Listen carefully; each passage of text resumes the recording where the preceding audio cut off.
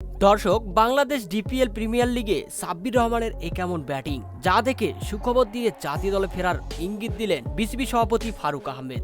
সংবাদের বিস্তারিত দেখার আগে দর্শক, ভিডিওটিতে একটি লাইক দিয়ে চ্যানেলটি সাবস্ক্রাইব করুন।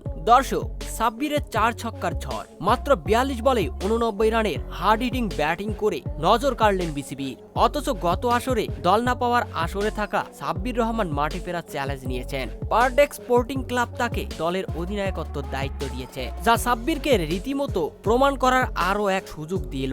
সাব্বির রহমান জাতীয় দলে বরাবরই আক্রমণাত্মক ব্যাটিং এর জন্য পরিচিত।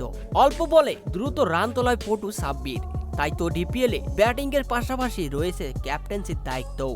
জাতীয় দলে ফেরার জন্য বিপিএলে দুর্দান্ত পারফরমেন্স দেখার পর ডিপিএলেও তার ছন্দ ধরে রেখেছেন সাব্বির। তাই তো পারটেক্স ক্লাবের হয়ে 42 বলে 89 রানের অসাধারণ ব্যাটিং করে নিজেকে প্রমাণ করলেন কেন তিনি হার্ড হিটার ব্যাটিং। তবে শেষ পর্যন্ত সাব্বিরের দল হারলেও সাব্বির যেন রীতিমতো বিসিবির চোখে পড়লেন। বিসিবিও সাব্বিরকে জাতীয় দলে ফেরার সুযোগও দিচ্ছে। তো দর্শক, সাব্বিরকে আপনারা কি চান জাতীয় দলে দেখতে? কমেন্ট করে জানিয়ে দিন।